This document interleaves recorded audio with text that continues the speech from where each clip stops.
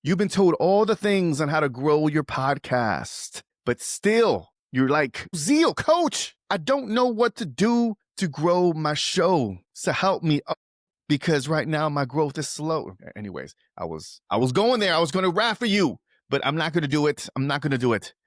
I'm not going to do it today, but I will share with you some tips, some insights, some ideas to help you grow your podcast today. Because today I'm going to debunk some common myths and misconceptions about growing your show. Because some of these experts, oh Lord, let me just pause. They're lying to you. They're not. I mean, listen. I mean, look. There's a lot of things you can do to grow your show. Okay, but I'm letting you know now. Podcasters are chasing the wrong metrics. They're chasing vanity metrics, outdated things that don't resonate. They're not like applicable to 2025 podcast growth. And I'm here to let you know. But before I drop some game on you, I'm going to share with you some stories. One story in particular of a client. I was working with a client, and this client was publishing 3 episodes a week. Consistency wasn't a problem at all. She came to me because her show was a bit stagnant. It wasn't growing. She was like, I'm publishing content. I'm consistent, so that's not a problem.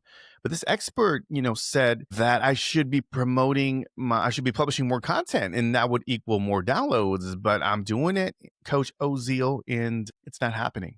What's happening? Like what's going on? So, I looked at the metrics and I looked at some of the things that she was doing, and we made a few tweaks. But what ended up happening was that I was seeing that it wasn't the consistency that was the problem. I said, you know what? Let's do this. Let's pull back, because not only was she getting, I could tell she was getting stressed out. She was getting burned out, but it just, it wasn't sustainable anymore. But I started noticing her podcast that the quality started going down. And I can listen to the way she was sharing the content, and I can hear that there was no strategy. There was no brand positioning.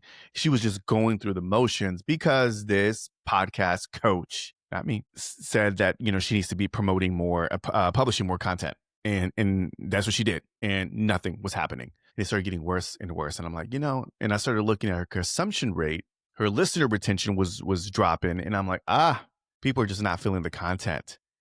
And they can feel your energy. I'm like, how do you feel about this content? Do you feel it's 100%? She's like, no, it's just because this coach told me that I needed to publish more. So I'm like, all right, we're going to put a pause on that. And, we work together. I have a 14-day coaching program, shameless plug here, which I'll make sure I link it up in the show notes. And we just focused on this one problem and provided this one solution, which was simply to just revamp a new strategy that focused more on quality and less output. Almost immediately, she started publishing 1 episode a week, and we would do something, we would do other things, newsletter, email marketing to bring traffic back. And we did some things on the back end to really grow that 1 episode. But a few things happened. Number 1, she was like revived. She felt a lot more at peace, more energetic. Number 2, because of that, she was able to produce high quality content. She was showing up at the mic like with a lot more energy, a lot more intent, a lot more focus. And then number 3, she was able to double down on her marketing efforts to promote that 1 episode. And not only did she get her peace of mind back, but she also started seeing her downloads go up and up and up. And she grew her podcast by 30% within 3 months. So it was a massive, just change. And she was real sweet. She was, she called me up and she was really excited. She sent a screenshot. She's like, oh my God, this was the best decision ever. And, I was happy because for me as a coach, I like to see podcasters win. Number 1, that they're passionate and they're excited about the content they're producing, the people that they're serving, but also that they're just, that they're protecting their peace. Like they're not getting burned out creating content. And as we know, like creating content, it's a long game and it's taxing, right? We're wearing so many hats, we're doing all the things. And half the time we're not even spending the amount of effort in marketing the show as we should be. And I've been guilty of that too. So one of the things that we like to do is flip it around and say, hey, let's focus on quality, less output, and let's focus on doubling down on the marketing, whether it's doing a live stream or some other things that I was suggesting. And she crushed it. She crushed it. So I just wanted to share that story with you because there's a lot of myths out there. Coaches, get you coaches to say Hey, let's do the math. Makes sense. You want more fire? Pour more gas in the fire. Publish more content. You want more download? Publish more content. But we live in an era right now where content isn't a problem anymore. There's a ton of content. Now with AI, people are putting out content more than ever. And that's not the problem. It's not the problem. So no, I think in this day and age in 2025, more episodes is not going to equate to faster growth, my friend. The truth is we're living in this era now that quality matters. Now, depending on your stage, I get where you want to do, put out a lot of content to get data back. I get that. But in her case, she was doing it for a while and she just wasn't seeing growth. So quality in content, quality in promoting more and marketing the episode, that is what's going to help you grow your show. That's myth number one. Debunk.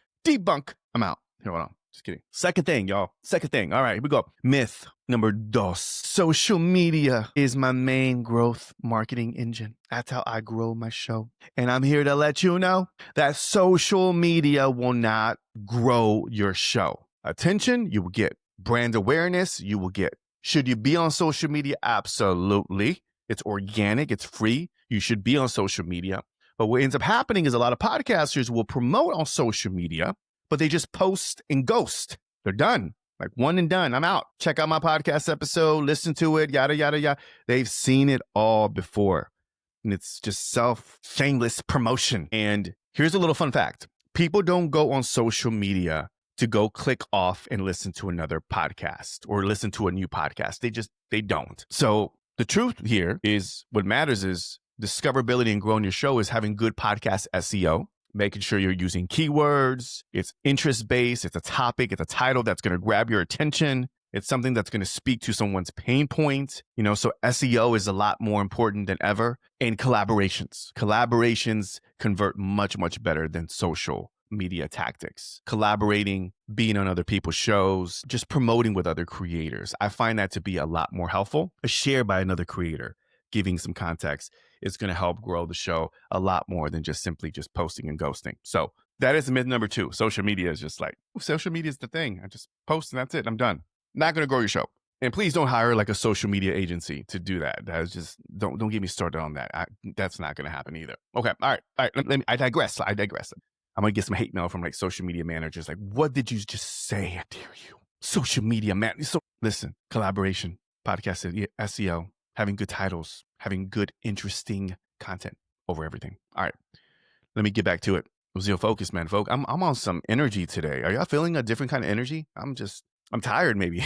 I have to bring it up. I have to step it up. Bring the energy, Ozio. All right, so number 3, what did I write down here? People say that you need huge numbers before you monetize your podcast. I'm here to let you know from clients that I've worked with. I had a client that was only averaging about 500, 600 downloads per episode, and she monetized.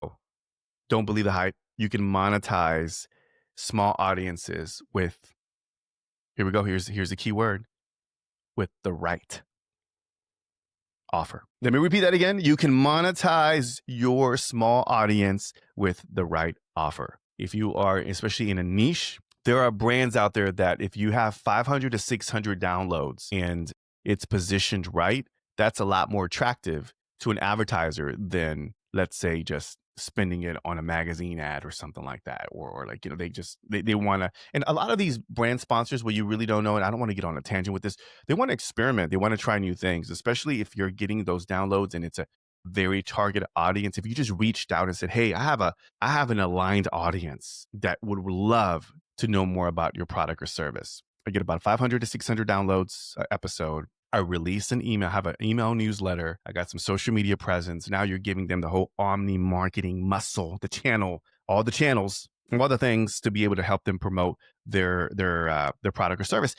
And that's very appealing. That's very attractive to advertisers. So don't believe the hype. Don't think that just because you're large and they get the big brand sponsorship deals that they're going to spend all the money. Yes, there's some perks when you get up there, but there's also some things that I've heard that there's some headaches in there as well. So I like the idea of just your 1,000 true fans, building that up, and definitely monetizing, figuring out how you can reach out to sponsors to work with, because they're open.